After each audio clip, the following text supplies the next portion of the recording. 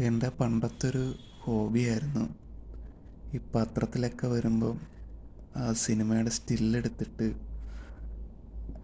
പത്രത്തിൽ നിന്ന് കട്ട് ചെയ്തിട്ട് പഴയ നോട്ട്ബുക്കിലൊക്കെ ഇങ്ങനെ ഒട്ടിച്ചു വെക്കുന്നത്. എൻ്റെ മാത്രമല്ല, ഒട്ടുമിക്ക സിനിമ ഭ്രാന്തന്മാരുടെ ഒരു ഹോബിയായിരിക്കും.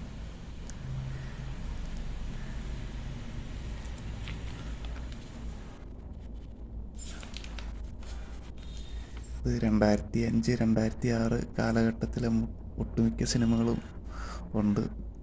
അത് Balram versus Taradas, Mahasamudram, Kilukkam Kilukilukkam, Tiger, Rashtram, Lion, Winter, Rasathanthram, Nerariyan CBI, Bus Conductor, Thuruppugulan, Balram versus Taradas, Bus Conductor, Balram versus Taradas, Tiger, Rashtram, Chinthamani Kolacase, hello,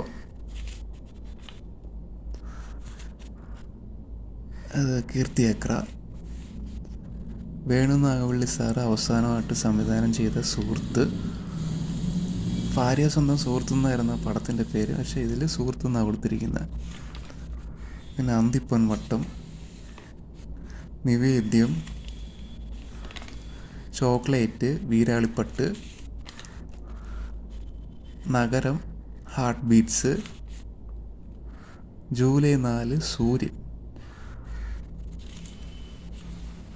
mission 90 days, Arabikkatha,